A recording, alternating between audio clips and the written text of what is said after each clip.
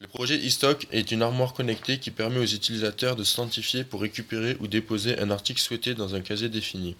Un écran tactile est à disposition sur l'armoire avec la Raspberry Pi dessus. L'écran va permettre aux utilisateurs d'interagir avec l'armoire à l'aide d'une liaison filaire. L'utilisateur présente son badge sur le lecteur NFC qui va permettre de récupérer ses identifiants dans la base de données et le connecter à l'armoire. Si le badge n'est pas correct, un message d'invalidité s'affiche.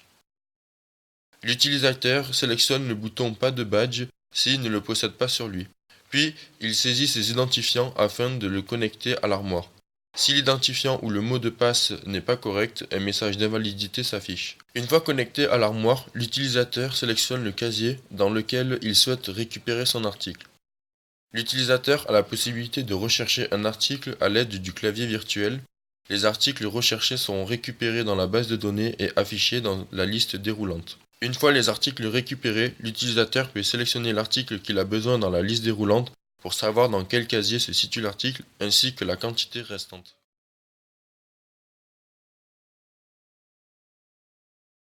Bonjour, aujourd'hui je vais vous présenter l'IHM de l'armoire e-stock. Pour se connecter à une armoire, l'utilisateur doit choisir une armoire, saisir un nom d'utilisateur, saisir le mot de passe. Il peut soit choisir une armoire existante, soit en saisir une nouvelle. Il peut également supprimer une armoire. Sur la page Consulter le stock, il peut voir casier par casier l'article ou les articles présents, la quantité présente au départ et la quantité présente actuellement. L'actualisation des données se fait grâce à un timer toutes les 0,5 secondes.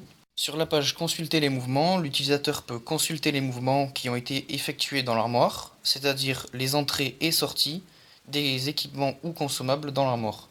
Il peut actualiser la page manuellement. Sur la page Gérer les utilisateurs, l'utilisateur peut consulter tous les utilisateurs ayant accès à celle-ci. Il peut ajouter, modifier ou supprimer un utilisateur.